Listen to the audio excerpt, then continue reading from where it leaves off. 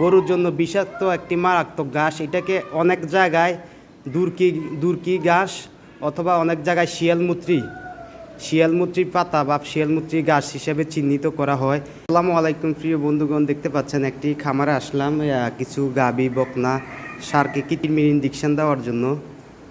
তো দেখতে পাচ্ছেন আমি আইসা দেখলাম, এই যে দেখেন এগুলা কিছু ঘাস আছে, এগুলোকে কোথাও কোথাও শিয়ালমূত্রি ঘাস অথবা দুর্কি বলা হয়, বুঝছেন, দুর্কি অথবা শিয়ালমূত্রি ঘাস। তো এই ঘাসগুলা গরুর জন্য অত্যন্ত বিষাক্ত। এই ঘাস যদি গরু বেশি পরিমাণে খায় তাহলে ওই গরুকে বাঁচানো খুব কষ্টকর, এবং কি গরু খাওয়া দাওয়া বন্ধ করে দিবে, প্রস্রাব পায়খানা বন্ধ হয়ে যায় এবং পায়খানার সাথে ব্লাড আসে। তো আমি আইসা কৃমিমুক্ত করব, কিন্তু আইসা দেখি এই দেখেন এই যে ষাঁড়ের সামনে এই ঘাসগুলা অনেকগুলো দেওয়া আছে প্রত্যেকটা গরুর সামনে।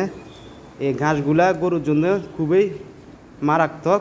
তো আপনারা ভিডিওটি শেয়ার করবেন যাতে মানুষে ঘাসটিকে চিনতে পারে। তো অনেকে বলে শিয়ালমূত্রি ঘাস, আবার অনেকে বলে দুর্কি।